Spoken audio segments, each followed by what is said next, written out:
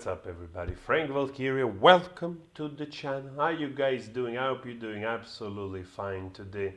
Let's dive into the video, right? Let's talk about this gentleman here, Bowsy, Christopher Bowsy, which is going after YouTubers.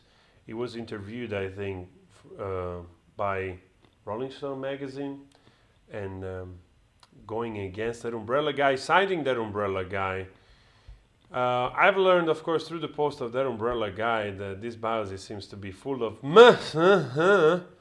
That's exactly the sound that stuff makes when it comes out of your So this guy is going after that umbrella guy for having said something in a stream of 6 hours.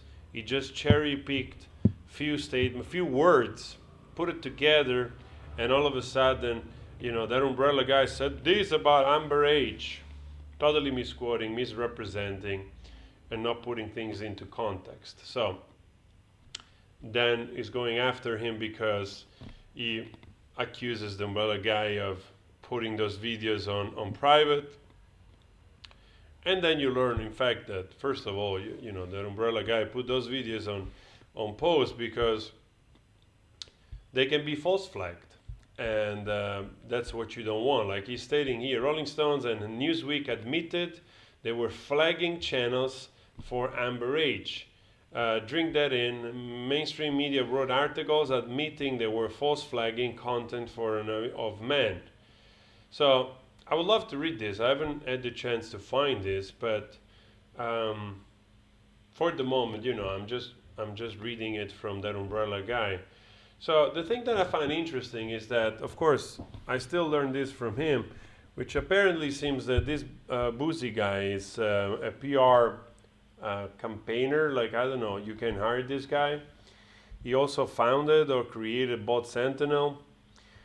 And people here are sharing this.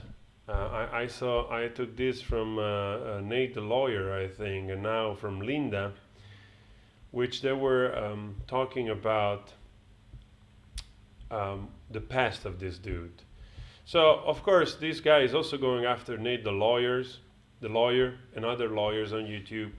I mean, those guys, they really offer very good content. You know, they're professionals. They know what they're talking about in terms of paper. And, you know, I've watched many of their videos, which they're also quite helpful for people that are covering this, which they're not lawyer like me. I do this from a more sort of humanistic point of view, so to speak.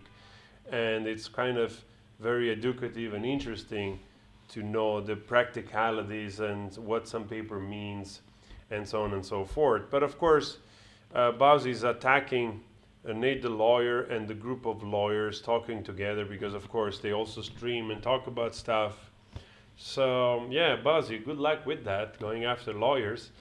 But anyway, the interesting part here is to see this thread, and I also cannot confirm this, right? But apparently this Christopher Bowsy in the past, in 2014, was busy with some cryptocurrencies project, and some people are calling him to be a scammer in the cryptocurrency arena. I have a little bit of experience on this because I've been investing a little bit for years. I always got curious about this stuff. So he was busy with this black coin in 2014 and 2016. He was accused of scamming people out of thousands in cryptocurrency. So I checked the currency and it still exists. It's way, like, you know, it's the 1,300 currency on the list of coin market cap here. If I show you here, so I just checked it before. Here we go, and it's like 1,487 coin. There is no volume, there is no much going on. The market cap is 800,000, so it seems to be pretty much yeah, not really developed project.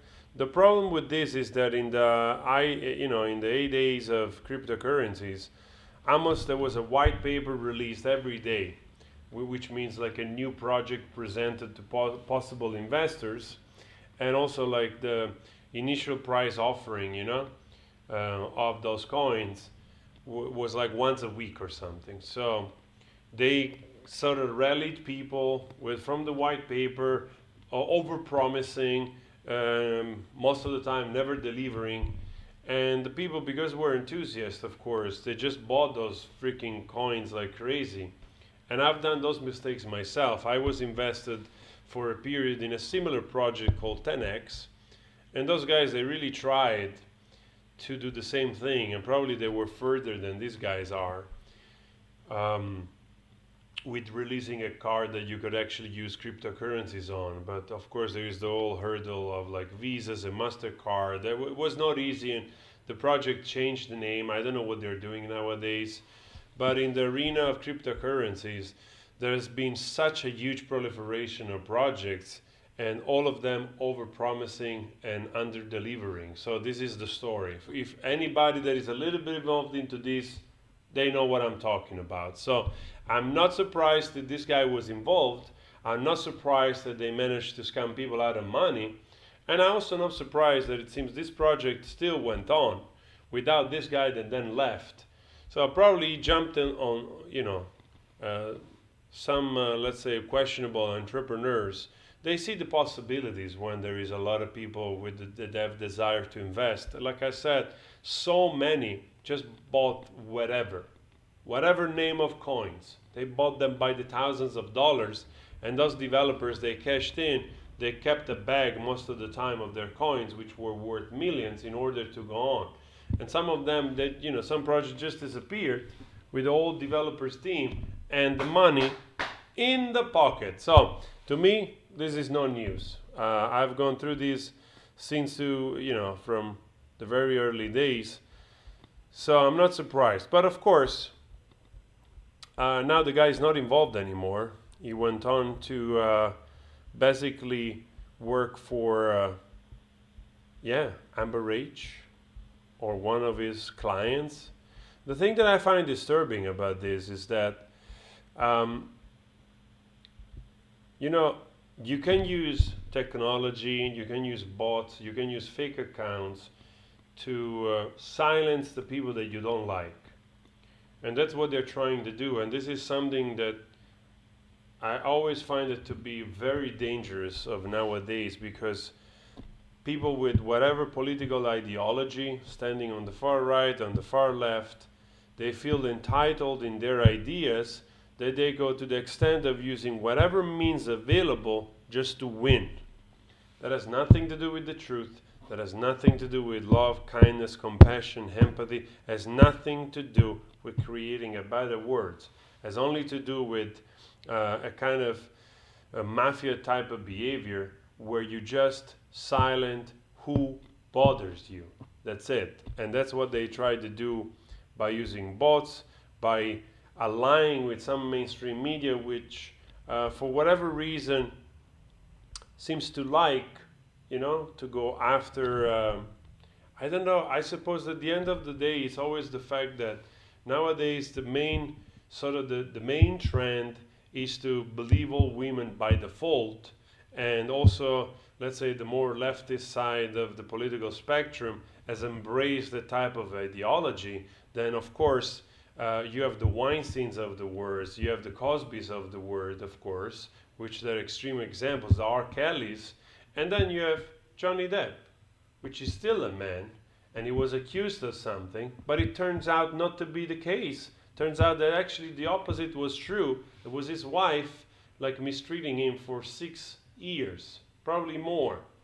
And people have seen this, but then you still see the same anti-male behavior, from the mainstream media, which they decide to post articles sourcing this boozy guy on, which is also a conflict of interest, because they don't research what this guy is saying or who he's working for, and seems that he's working. I'm paraphrasing somebody else, and this guy's the umbrella guy. He seems like he's working for Amber H campaigns of restoring her image, together with the Barlow girlfriend. So I'm kind of like, we got to talk about this because then you see that those magazines, because the trend goes in that direction, they want to play it safe and cater to that type of audience, to that type of political trends, and not taking risks. And they sort of willingly misrepresent the facts and the truth, which is totally asinine. I really hope that we can set the more records straight, and I hope that more mainstream media, more magazine, actually they will tell the truth. The good news, like I said yesterday, is that YouTube, they try to false flag some of some channels. This channel is known to make this type of very clickbaity type of content. I personally, of course, I have nothing against them. I've seen some videos. I see that they release 10, 15, 20 videos a day. They do a little bit like this artificial AI voice or narrating over clips of interviews and whatever put together. They always usually under deliver because the statement in the title is never really reflected in the video. So, but again, it's entertainment, and YouTube has found that this not to infringe on any policies, even though those people like Bowsy, they really want this to be anti-Amber, It's not anti-Amber, it's just people are reporting on stuff, and that's what it is. So, but they really want it to be anti-Amber, therefore privacy policies, therefore freedom of speech, and all of that. But they want to silence you, right? They want to silence everyone that doesn't align to their agenda. But we are here, and we're not going to shut up. Johnny Depp win again, you see? Those hashtags, they're still going. We're going to check them in a moment. And guys, let me know your thoughts on this. Please consider subscribing. Again, thank you so much for the support on the book. It's still on sale. Now Halloween is coming up soon. So if you want like a dark fantasy, horror, paranormal book to read, here we go. $1.76, great way to support the page if you want to. I talk to you later. Take care of yourself. Ciao.